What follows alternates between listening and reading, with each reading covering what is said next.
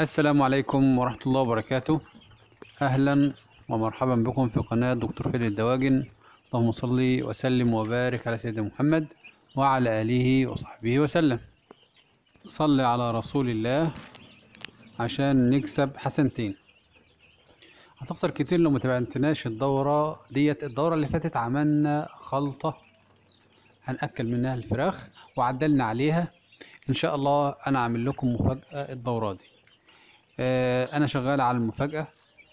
أول حاجة اللي أنا شغال عليها إزاي تعرف تصنع علف في بيتك من غير ما تحتاج مكبس، ببعض الوسائل السهلة والبسيطة اللي موجودة في كل بيت من بيوت مصر.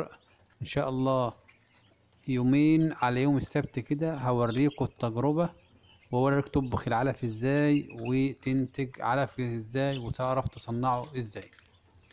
النهاردة اليوم الثالث من عمر الدورة بتاعتنا. احنا منزلين الكتكوت ده يوم الحد.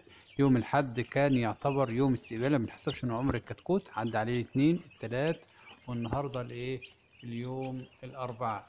طيب الاوزان عامله ايه؟ بسم الله ما شاء الله، الاوزان ممتازة ممتازة جدا وحاجة يعني تفرح. بص كده، الاول انا حطيت 4 كتاكيت على الميزانة ووزنتهم. لو قسمت العدد اللي هيطلع لك دهوت نشوف كده الوزن كام. دول 4 كتاكيت عاملين 380 جرام. لو انت قسمت ال 380 على 4 كتاكيت يطلع 93 جرام. زودتهم وحطيت عليهم واحد كمان، بقوا 5 كتاكيت عاملين كام؟ 470 465. هتقسمهم هيطلع المتوسط 95 جرام. عمر 3 أيام 95 جرام، 93 جرام. وزن ممتاز ممتاز ممتاز مثالي. دول وقع منهم كتكوت تاني. تمام. عشان تعرف توصل لمتوسط الوزن عندك بتختار 5 كتاكيت وتوزنهم، وبعدين تقسم الوزن على العدد. ال5 كتاكيت يطلع لك عندك متوسط العمر، متوسط الوزن. النهارده اليوم الثالث. اليوم الثالث ده يا جماعه اليوم الاستقبال. واليوم الاول انا استخدمت فيتامين بشري اسمه فيتا ماونت. استخدمت منه 5 سم على اللتر لمدة يومين 2 متوالي ليل مع نهار. جيت من اليوم الثاني استخدمت البان فلور بمعدل 1 سم على اللتر. هاخد اليوم الاربع والخميس والجمعة والسبت، يبقى 3 أيام ونص أو 4 أيام هستخدم فيهم البان فلور. كحاجة بيساعد على التئام السرة، وعلى لو في أي أمراض تنفسية أو معوية بيقضي عليها. الحمد لله القطيع ماشي تمام. لكن جينا في اليوم اللي هو يوم الثلاث ظهر نافق كتير. نافق كتير ازاي؟ يعني يوم الثلاث نافق 3 كتاكيت، النهارده الاربع نافق كتكوتين. يعني يعتبر نافق 5 كتاكيت.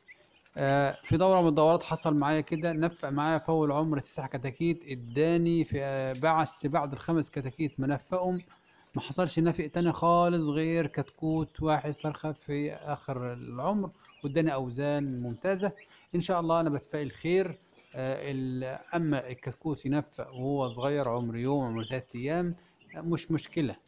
ليه؟ بيبقى مكلش علف، وفر مكان لغيره. حاجة ممتازة يعني مش مشكلة. التنفيذ في العمر الصغير يعتبر مش مشكلة، التنفيذ في العمر الكبير هو المشكلة في حد ذاته. لازم ناخد بالنا من بعض الحاجات. التهوية الجيدة، تهوي كويس وتظبط سطح الحرارة. يعني أنا مهوي وفاتح، ما صورتش، أنا كان كل همي إن أنا أوريكم الأوزان بتاعت النهاردة. فاتح الشباك العلوي مثلث والشفاط فاتح نصه كده من فوق عشان أهوي المكان. التربية في الرياض بتحتاج ان انت تشيل المفارش بتاعتك او تشيل اطباق الزرع باستمرار. لو عرفت كل يوم او يوم ويوم او حسب العمر عندك او حسب التهوية عندك في المكان يكون افضل. في ناس بتقعد كتير ما تشيلش الحاجات ديت، بتعلي عندك نسبة الامونيا ونشط عندك الامراض المعوية والتنفسية بدري، وتقول انا مربي البطارية ويجي لك اكسيديا وكوليستيريديا، لان حضرتك ما بتنضفش اطباق التحضير، ما بتعملش ما بتجددش الهواء باستمرار، ما بتحاولش ان انت تخلي في معادلة ما بين التهوية والايه والتدفئة.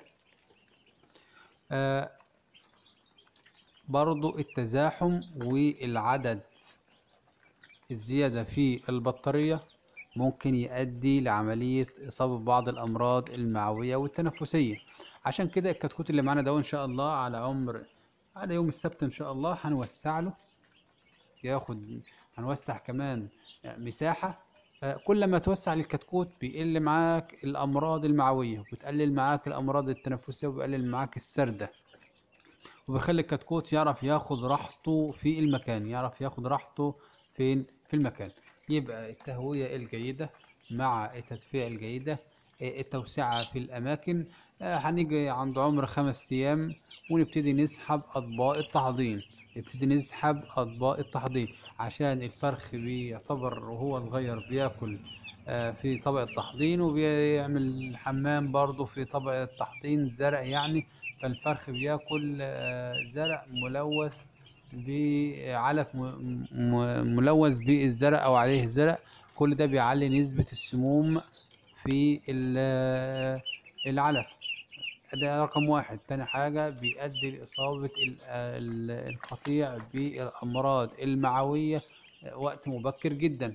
عشان كده بنسحب وننزل بالعلافات الداخلية أو العلافات الخارجية تبع ما أنت هتستخدم لو هتشتغل. بيديك نتيجة ممتازة جدا، أوزان ممتازة.